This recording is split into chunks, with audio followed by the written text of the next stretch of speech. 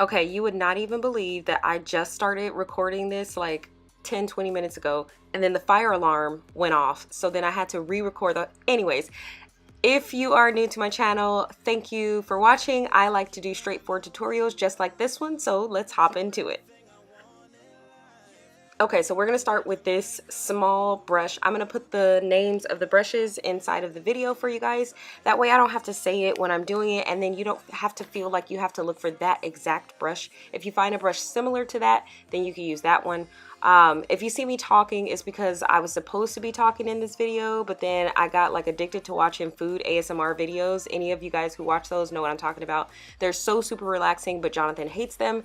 So I was kind of addicted while I was doing this face, and I decided to just end up doing a voiceover because I couldn't play the ASMR while I was doing the makeup. You know what I'm saying? So that's why we have a voiceover. But in this video, I was explaining what I was doing. And so what I was saying was, with this small brush, I like to call them placement brushes. So anytime you hear me say I'm using this placement brush, is because I'm not blending, I'm just placing the color. My technique of doing my makeup is I like to place the colors first and then go through and blend them all together. Everybody does their makeup differently. They have different techniques. This is just a technique that I enjoy.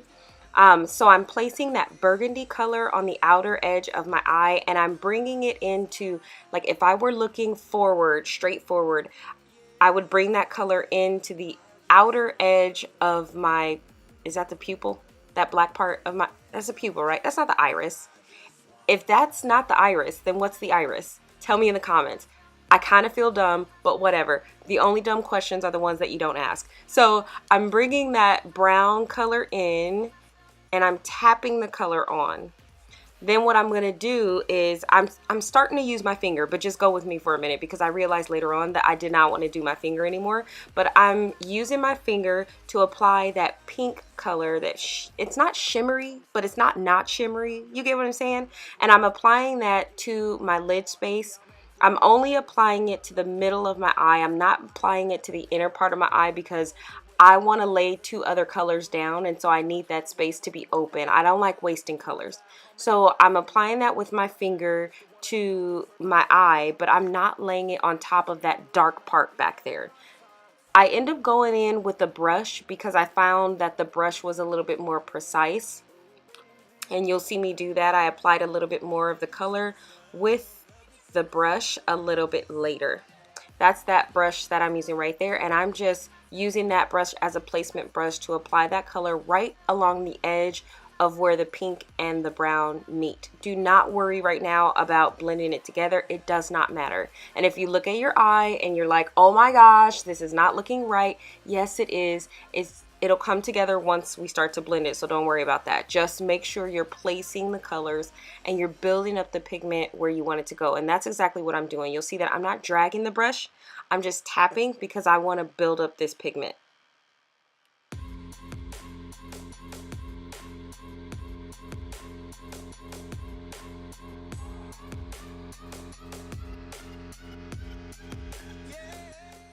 Now this color here is so pretty. Like, these colors are from ColourPop. I'm going to put all of the products in the description box, including the brushes as well.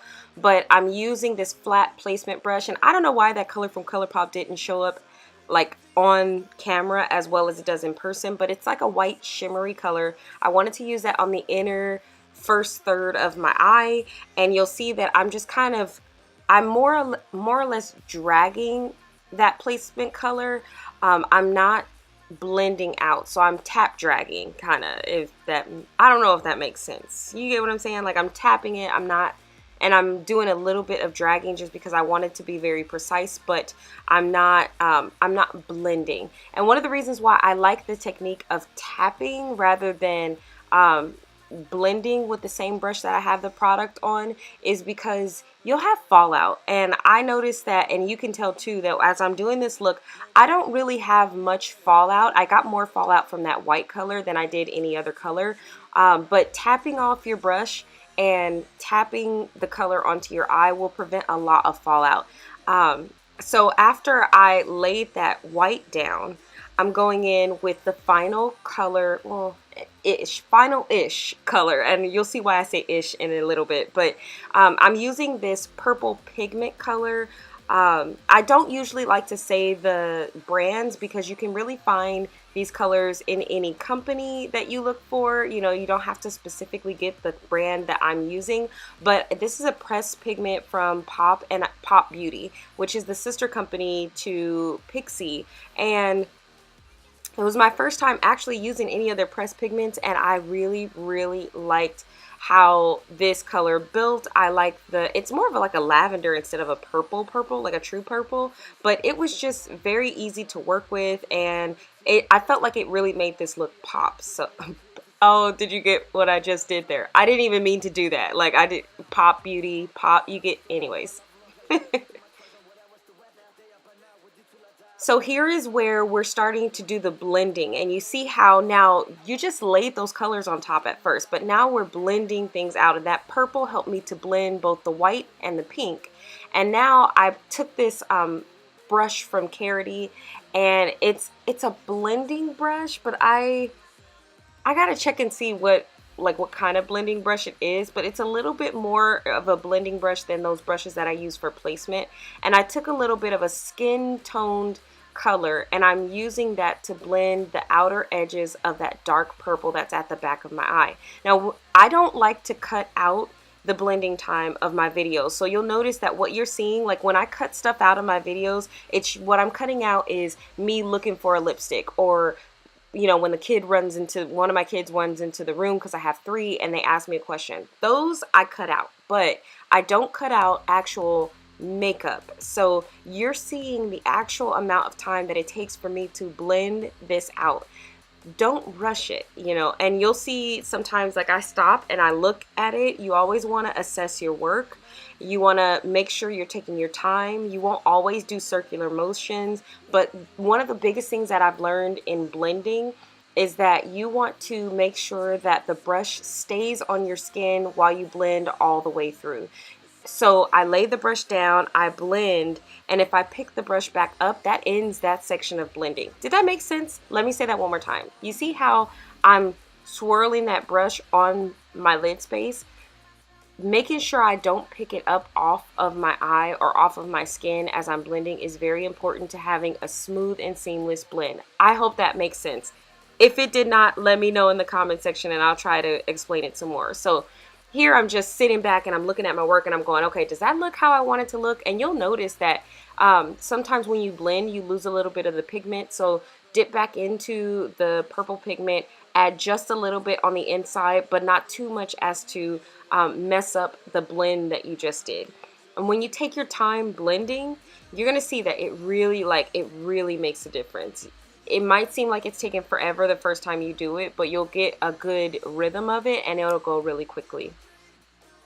So here I'm just going in and I'm adding a little bit more pop to the pink color that's at the back of my eye. I wanted to match the other eye, of course, and then I'm just blending that out. You don't ever want to just add a color and leave it. You want to make sure that it's well blended, that everything matches, and that it's seamless. And I like this look because it's really subtle, but you see that blend of the white, the purple, or the lavender, the white, the lavender, the pink, and then the dark. It just worked so well. And to be honest, like when I sat down, I had only planned on putting on my eyebrows, but for some reason this just came out of me. So I was like, let me just turn the camera on and film it. I don't know if you guys have ever, well, maybe not everybody has a camera facing them while they're doing the makeup, but I do. So I'm applying Lilly lashes. They are one of my favorite lash brands. I like a very close lash application, and for that I always use tweezers. I feel like it gets it as close as it possibly can, or as close as I can possibly get it to my natural lashes. And I'm showing you here, this is actual real live timing of how long it takes to put on the lashes. So if you say, well, you know, I'm not good at putting on lashes. Well, I wasn't when I first started either, but the more you put them on, the more practice you get, the easier it gets. I like to put on the lashes and then let them just kind of sit there for a little bit before I marry the fake lashes to my lashes, because if you go in and press those lashes together, too soon, if the glue is not like dried and it's not really stuck to your eye, you can start to make one of your lashes, like the lash lift on the outer edge or the inside edge. So here I'm just pressing the lash to make sure it's getting a really solid like suction, you know what I mean? And then I'm gonna leave that alone and move on to something else and come back to marrying the lashes together a little bit later. Never, ever, ever, and I say this like, oh, I'm emphasizing, never, ever, ever, ever, ever underestimate color in your lower, what is that? What is that? The lower lash line. Why can I not speak, Asia? Never underestimate color on your lower lash line. And I don't just mean the eyeshadow that you put down there. I mean like the eyeliner that you put. That little pop of color makes such a huge difference to your eye look. So I chose a burgundy color to line my lower lash line with. And then I'm going in with the pink. Then I'm layering on top of the pink the lavender. Everybody's technique of doing their under eye is different. On the other eye, to be honest with you guys, I laid down the lavender first and then put the pink on top. On this eye, I'm trying the technique of laying the pink down first and then buffering out or blending out the edges of the pink with the lavender. This brush right here isn't a blending brush. It's really like a placement brush, but because I already had purple on it and I was being like super lazy, I was just like, you know what, that's what I'm gonna do. And so, you know, don't judge me. I went into the corner of the eye with the same white, because what I do on the top of the lid, on the top of the lid, obviously it's the top of the lid, Asia. What I do on the lid up top is the same thing that I want to do on the lower lash line, just to balance it out, especially for this look. I felt like it needed it. Sometimes I don't put any eyeshadow on my lower lashes, and it was just what I was feeling today. So here is where you see me go in after my lashes have set.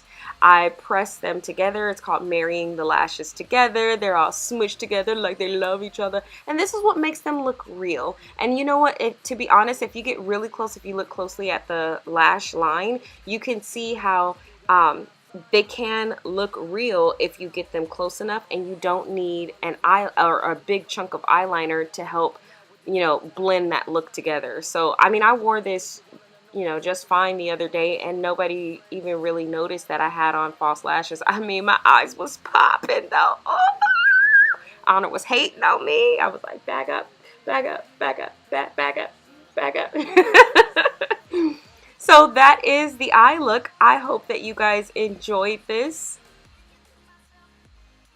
I had such a good time filming this. It was one of those looks where, you know, I wasn't planning on filming anything, but it just kind of came out, and, you know, I ran with it. I don't know if you guys have moments like that where you're just like, you know what, I'm just gonna do it. I'm just gonna roll with it, and then afterwards I'm gonna do my little looks up in the camera because I think I'm cute though. Oh, I would have been really cute if my hair had been done. Like, if my hair was popping, oh my gosh. All right, you guys, if you made it all the way to the end, make sure you click that like button, click that subscribe button, and I'll see you guys in the next video.